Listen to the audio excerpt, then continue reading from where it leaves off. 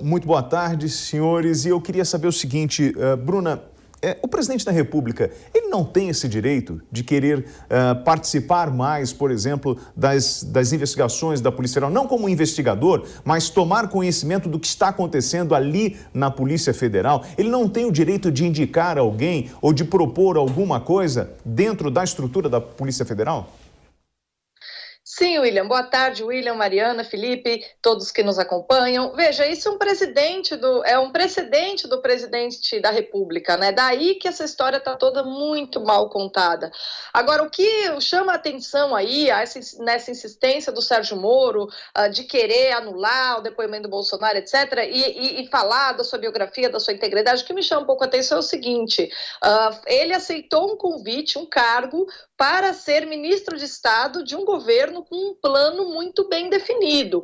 Plano este que previa, sim, uma tentativa de flexibilizar e ampliar a possibilidade do cidadão ter posse e porte de armas, por exemplo. E o Sérgio Moro, ainda que ele não tenha muita clareza sobre as suas próprias convicções políticas, pelo menos nesse ponto, quanto à política, quanto a armamentos para os civis, ele tem clareza. E ainda assim, ele trocou a sua posição segura de juiz para integrar um governo com cujo projeto ele discordava já na fonte, né? Então, eu acho só um pouco estranho ele falar que não trocaria integridade por um cargo, quando ele aparentemente, ao que tudo indica, o fez, né? Na medida em que ele se mostrou contrário à implementação de assuntos que estavam no plano de governo. Ele não deu uma lidinha no plano de governo antes de aceitar o convite. Então, há algumas contradições aí no comportamento do Sérgio Moro, o que me leva a crer que mesmo essa movimentação para tentar anular aí esse depoimento do Bolsonaro seja mais um movimento político, né? Para tentar chamar a atenção nesse momento que a gente está aí de pré-campanha. O Moro quer se colocar no lugar que Bolsonaro se colocou em 2018, o que tornaria a ele, ou pelo menos para a sua estratégia de campanha, alguém com altas chances de ter um bom desempenho em 2022. Você concorda com a Bruna Torlai? Você vê contradições, então, nesse discurso de Sérgio Moro visando ocupar esse lugar que foi de Jair Bolsonaro em 2018?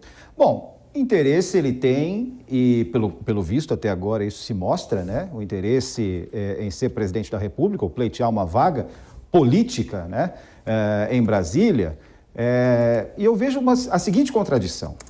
Ingênuo ele nunca foi, né? Então, se ele aceitou trabalhar para este governo, ele não pode dizer 100% que esteve decepcionado. Agora, vamos ao cerne da questão, né? Voltando à pergunta do William para responder a sua questão também. O presidente pode, mas o presidente não deve interferir, nem deve saber, né? A não ser quando informado das ações da Polícia Federal. Existe uma norma na Polícia Federal, quem conhece a Polícia Federal sabe que quanto menor o número de pessoas sabendo de uma operação, maior a chance de sucesso dessa operação, né?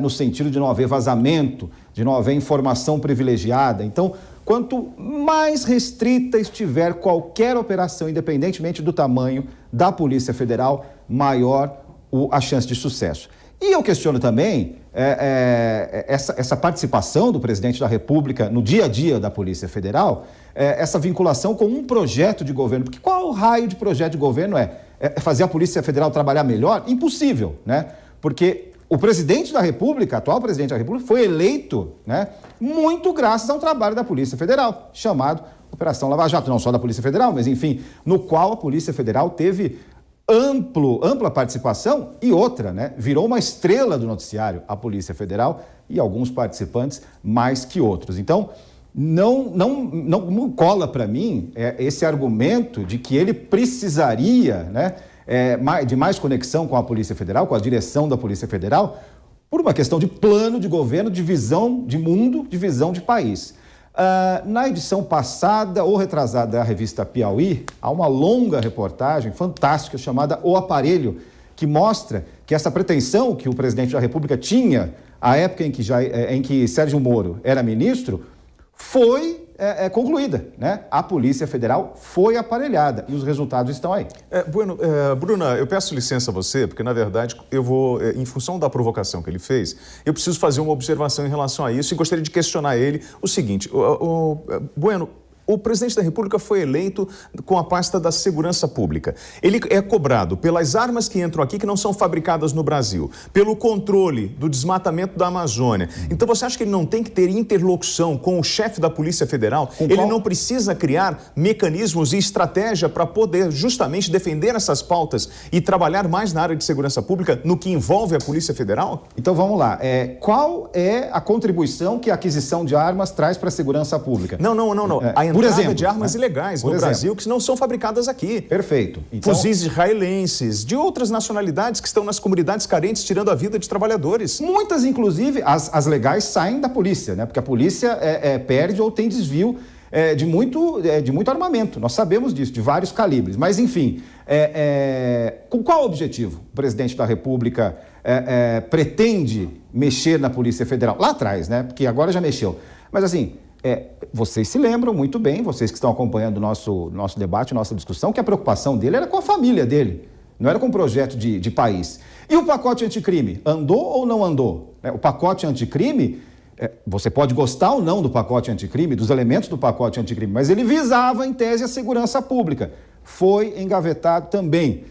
Um dos ressentimentos do ex-ministro Sérgio Moro talvez seja o não andamento desse pacote anticrime. Então, é dever e poder, né? Ele pode, mas ele tem um projeto para o país ou um projeto para ele, para quem está no entorno dele? Não sei, né? Mas deixa essa dúvida, deixa essa bola pingando, vamos dizer assim. Bruno, para que fique claro, então, traga um pouco mais de esclarecimento e lucidez aqui, quem nos assiste de casa. Qual que é? Bom, o seu microfone não está funcionando, então enquanto eles vão ajeitar o microfone da Mari, e aí eu vou aproveitar essa brecha, Bruna. Bom, você ouviu o Bueno trazendo esse argumento em relação à postura de Bolsonaro. Você acha que Bolsonaro ele queria interferir, fazer uma interferência na Polícia Federal em função da sua família, no caso do Flávio, das investigações, enfim, você acredita que é isso? Eu lembro ainda, não sei se você vai lembrar, do depoimento do ex-governador do Rio de Janeiro, Wilson Witzel, falando que os hospitais do Rio de Janeiro tinham donos e isso poderia estar relacionado à família de Bolsonaro. Então, Bolsonaro estava blindando a sua família ou o interesse dele era justamente defender as pautas na área de segurança pública? Veja só, William, é o seguinte, em primeiro lugar, a gente sabe pela boca do Bolsonaro que o grande incômodo dele com o ministro Sérgio Moro e a Polícia Federal e essa falta de interlocução se devia às investigações quanto à tentativa de assassinato que ele sofreu ao longo da campanha. Isso era muito claro. Então, e ele próprio diz no depoimento que ele estava preocupado com a família no que diz respeito à segurança, porque a partir do momento que ele sofreu o atentado, ele percebeu muito bem que todos aqueles que estavam ao seu redor poderiam ser alvos. Né? Então, no ponto de vista da segurança, da integridade física dele próprio e da sua família, ele nunca fez segredo de que isso era algo que o preocupava. E a partir do momento que a gente não tem uma conclusão, uma investigação mais adequada sobre aqueles que, sim, muito provavelmente agiram junto com o Adélio, né, ou aquele que deu a facada no Bolsonaro, porque é muito difícil a gente acreditar que alguém que, de repente, surgiu com um advogado que foi enviado pela mãe, ele disse, mas minha mãe? Que mãe? Minha mãe já morreu faz tempo. Quer dizer, um advogado surgiu, ninguém sabe de onde, para defender um advogado caro, para defender o Adélio. Então, evidentemente, havia pessoas por trás, né? E não é preciso ser muito inteligente para imaginar, né, que ali havia disputas políticas por trás daquela facada, tá? É algo muito provável, mas na Polícia Federal isso não andou.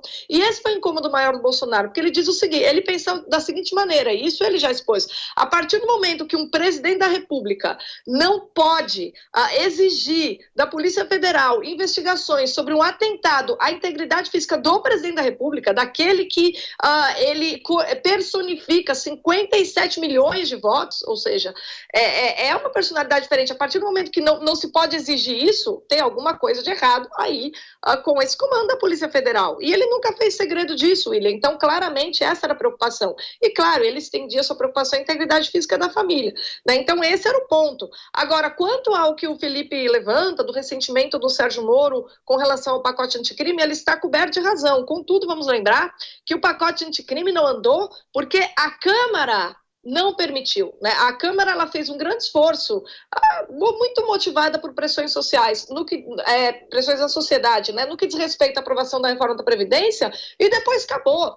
E a preocupação da Câmara com a reforma da Previdência é justamente porque um Estado quebrado não paga os salários dos próprios parlamentares, então, e também foi porque sabiam que a situação era insustentável. Agora, quando chegou no pacote anticrime, que era importante, né? Outro dia a deputada Carla Zambelli, ao programa Direto ao Ponto, na segunda-feira, ela disse: olha, eu fui alguém que tentei ajudar o quanto eu pude ali no pacote anticrime, mas infelizmente isso não avançou na Câmara, né? O Marcelo Freixo, que é alguém contrário ali a medidas importantes daquele pacote, foi alguém que trabalhou contra, né? E junto com ele outras pessoas. E aí o Sérgio Moro, evidentemente, se sentiu um pouco desapontado, porque ele foi bem no primeiro semestre. Vamos lembrar que no primeiro semestre, no que diz respeito à segurança pública, ele fez um trabalho que foi o tempo todo elogiado pelo presidente, porque ele sim mostrou-se motivado a enfrentar o crime organizado, né? Ele teve aquelas estratégias de mudar de penitenciária, os cabeças do crime organizado, fechar a tomada para evitar que o celular descarregasse, enfim, ele trabalhou. E aí, de repente, chega o pacote anticrime, não é aprovado na Câmara, ele se ressente. Agora, volta a questão, né? O presidente é executivo, o legislativo travou o pacote anticrime. Então, não tem muito cabimento colocar na conta do presidente o que aconteceu ali na Câmara, né? Seria preciso separar as coisas. Eu acho que o Moro, na tentativa de tentar justificar essa imagem um pouco desdourada, né, que tenha sido associada a ele desde sua saída do governo, ele procura aí justificativas, mas eu acho que os seus méritos foram reconhecidos pelo governo tanto quanto os seus deméritos, né? O ministro da Justiça, que não diz ao presidente da República que está cobrando a Polícia Federal para que se esclareça o atentado à sua vida, pelo amor de Deus, é complicado a gente não compreender o presidente nessa situação. Felipe Bueno, pelo artigo 144 da Constituição Federal, a função da Polícia Federal é exercer a segurança para a preservação da ordem pública e da segurança das pessoas e do patrimônio. Para que a gente possa fechar esse assunto, para entrar num novo capítulo aqui no Top of the Hour, qual é o limite da atuação do presidente, seja ele Jair Bolsonaro ou qualquer outro presidente empossado dentro da Polícia Federal? É difícil você falar em limite, porque o limite ele não é escrito no papel, né? Ele não segue a letra fria, claro, né? Não vamos falar de crime, né? Mas vamos falar de uma linha tênue que separa o moral do legal, podemos dizer assim, né? Então, enfim, se não tem um objetivo claro, se ele quer um conforto para garantir a segurança da família, ou garantir o sossego da família, o conforto da família, né? Use-se a palavra que se quiser, soa como uma tentativa de intervenção para mim e para muita gente que se debruçou sobre o caso, né? O fato é que a pretensão de intervenção na Polícia Federal foi realizada, foi concluída com sucesso, né? Isso é um ponto, né? A Operação Lava Jato, por exemplo, morreu, né? Agora, também não é o caso de falar simplesmente que o pacote anticrime foi morto pela Câmara. Claro que o Congresso Nacional não tinha muito interesse, acrescenta um ponto, né, Bruna? A questão de que muitos desses parlamentares podiam ser, né, alvo amanhã, né, do pacote anticrime se aprovado. Mas também é aquela coisa, falar que o auxílio emergencial, o Auxílio Brasil, é uma vitória só do presidente da República. Se não dependesse do Congresso também, né, então ônus e bônus para todos os lados, né, para os três lados, né?